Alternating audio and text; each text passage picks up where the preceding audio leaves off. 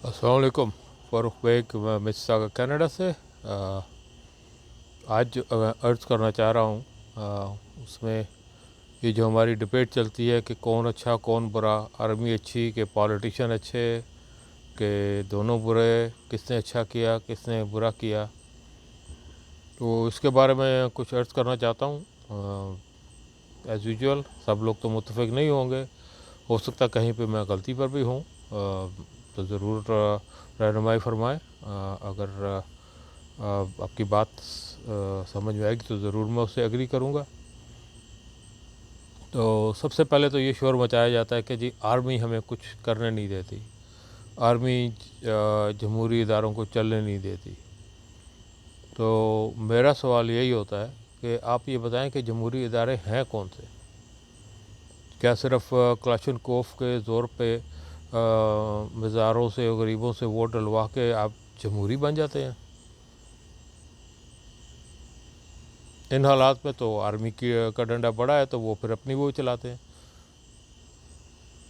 चलें ज़िक्र करते हैं आपकी जमहूरियत का।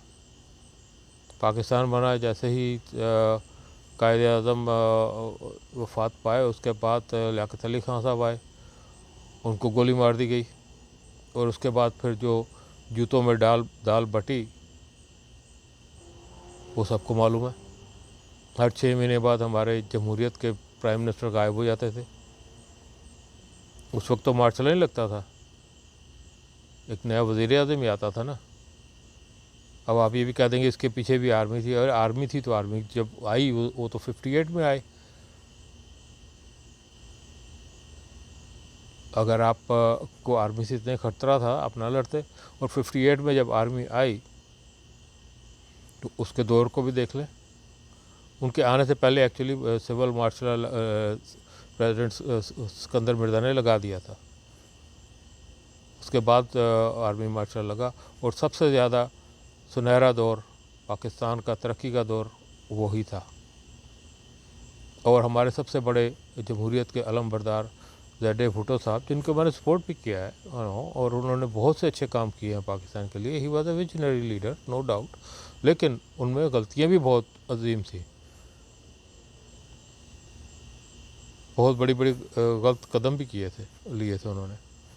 तो उन्होंने अयूब ख़ान को अबू भी बनाया, फिर उनके साथ वज़ारतें भी की, मौजें भी की, वज़ीर ख़ारजा भी बने, उसमें पाकिस्तान की खिदमत भी की। कुछ लोग कहेंगे पाकिस्तान को नुकसान भी पहुँचाया, लेकिन अचानक फिर 60s के एंड में शिमला माहदे पर उनको इख्तलाफ हुआ और उनको जमहूरियत याद आ गई। उन्होंने फिर आर्मी के ख़िलाफ़ तहरीकें शुरू कर दी, पाकिस्तान दो लख्त हुआ, वज़ीर आज़म बने, और उस वक्त के बहुत ताकतवर जनरल टिक्का को भी रिटायर किया। उसके बाद बहुत से जनरल को किया, फिर और ज़िया उल हक को सुपरसीड करके 7वें या 9वें नंबर से आर्मी चीफ़ बनाया। तो मुझे ये जवाब दें कि अगर आर्मी इतनी ही पावरफुल है तो एक प्राइम मिनिस्टर फिर को कैसे ये हक मिल जाता है कि वो सुपरसीड करके जिसको चाहे जनरल बना ले? क्या जो नंबर 1 था वो नहीं खड़ा होता प्राइम मिनिस्टर के आगे? इससे ज़ाहिर होता है कि आर्मी कॉन्स्टिट्यूशन की, उस प्राइम मिनिस्टर की रिस्पेक्ट करती है, उसके डिसीजन की रिस्पेक्ट करती है। आर्मी सिर्फ़ और सिर्फ उस वक्त इन्वॉल्व होती है जब आप पाकिस्तान के वजूद को ख़तरे में डालते हैं, जैसे कि जुल्फ़िकार अली भुट्टो साहब ने किया। मैंने एक पिछली वीडियो में भी अर्ज़ किया था कि उन्होंने FSF बनाई थी, मुझे आज तक कोई नहीं बता सका कि वो क्यों बनी थी। क्या FSF जो इतनी पावरफुल हो चुकी थी और मज़ीद हो जाती तो उसको आर्मी के ख़िलाफ़ खड़ा ना किया जाता? क्या मुल्क में खाना जंगी न शुरू की जाती? और उस वक़्त हाकम वतन न जाने पाकिस्तान का क्या हाल होता, और आर्मी को इंटरवेन करना पड़ा। जनरल ज़िया साहब आए, I am not a big fan of him, उन्होंने भी बहुत गलतियाँ की, लेकिन उनके भी कारनामे भी हैं। उन्होंने एटॉमिक प्रोग्राम को जारी रखा, ये सबसे बड़ा एहसान है। फिर उनके ही दौर में एक और बरखुरदार पैदा हुए, और उनको हम जानते हैं नवाज़ शरीफ साहब के नाम से, जो कि आज के जमहूरियत के बड़े अलमबरदार हैं। अभी पिछले दिनों एक वीडियो देख रहा था, वो साफ फरमा रहे थे कि जनरल जिलानी के घर में وہ پھر رہے تھے باغ میں، اور انہوں نے اس کو آواز دے کے کہا نواز اس کو ویٹر کو کہو جوس کے 2 گلاس لائے، یعنی یہ ان کی اصلیت تھی۔ انہوں نے بھی ضیاء صاحب کو ابو کہا، ان کے بیٹوں کو بھائی کہا، اور وہاں سے وہ جمہوریت کا پودا ان کے اندر لگا، اور وہی جمہوریت کے پھر وہ پرائم منسٹر بنے۔ اب یہ سوال کیا جاتا ہے کہ اگر نواز شریف غدار ہے تو اس کو آرمی کیوں لے کے آئی؟ آرمی نہیں لے کے آئی، اس کو آپ نے ووٹ دیا، آپ نے سپورٹ کیا، اور آرمی نے اس کو سپورٹ کیا کیونکہ عوام کی وہ پسند تھی۔ لیکن پرابلم یہ ہوتی ہے کہ جب آپ ملک سے غداری، جیسے میں نے پہلے عرض کیا ہے، جب آپ ملک کو رسک میں ڈالیں گے تو آرمی اور اسٹیٹ انٹروین کرے گی۔ آج بھی آپ جا کر دیکھ لیں، جس دن واجپئی لاہور میں آ کے سے گلے ملا تھا، اسی دن بگلیار ڈیم کا چناب دریا پہ ڈیم کا افتتاح ہوا تھا۔ وہ چناب جو کہ ہمارا پانی تھا، اس نواز شریف نے ان کو دیا، اس کی حکومت میں اجازت ملی، اور انہوں نے ہمیں پانی کی بوند بوند سے ترسانے کا علاج کر لیا۔ اس کے بعد آپ جب وہاں جاتے ہیں تو وہاں جا کے آپ پاکستان آرمی کو برا بلا کہتے ہیں، اپنے آپ کو کہتے ہیں جی ہم لوگ دہشت گرد ہیں۔ اس وقت پھر آرمی نے ان کے خلاف ایکشن لینے کی سوچی، کیونکہ یہ ملک کی سلامتی پہ وار کر رہے تھے۔ اور اس سے پہلے نواز شریف صاحب نے بھی کئی جنرلز کو ریٹائر کیا، اس وقت تو کسی جنرل نے ان پہ ڈنڈا لے کے نہیں چڑھا۔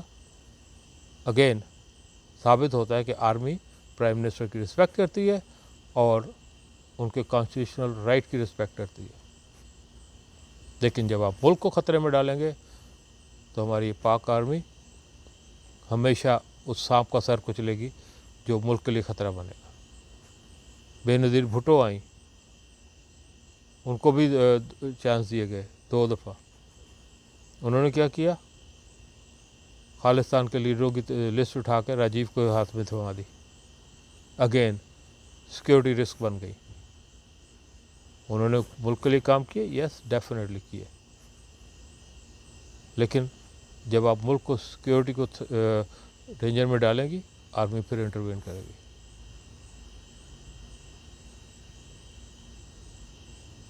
جنرل مشرف کو کس نے گارڈ آف آنر دے کے بھیجا تھا؟ کیوں مجبور کیا گیا؟ کسی اور جنرل کو تو گارڈ آف آنر نہیں دی گیا، آپ نے اپنے ذاتی انٹرسٹ کے لیے، پریزیڈنٹ بننے کے لیے وہ ان سے ڈیل کی تھی۔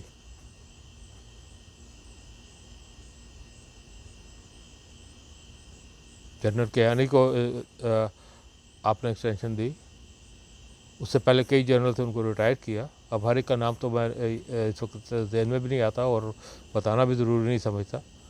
تو میرا پوائنٹ یہ ہے کہ جب آپ چاہتے ہیں نمبر 7 سے جنرل کو لا کے آپ چیف آرمی بناتے ہیں، نمبر 5 کے جنرل کو آپ چیف آف آرمی بناتے ہیں، اس وقت تو آرمی آپ پہ اعتراض نہیں کرتی اور نہ ہی آرمی کا ڈنڈا چلتا ہے، تو اس وقت آپ کیوں نہیں سوچتے؟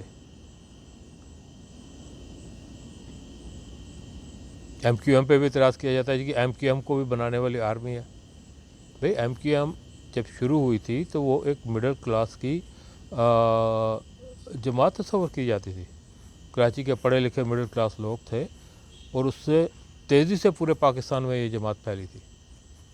میں نے خود لاہور میں، پنجاب میں جگہ جگہ ان کے آفیسز دیکھے تھے، اور لوگ شکر کر رہے تھے کہ شاید کوئی مڈل کلاس کی بھی کوئی جماعت آئے گی، اور اس وجہ سے اس کو تیزی سے طاقت ملی، اور آرمی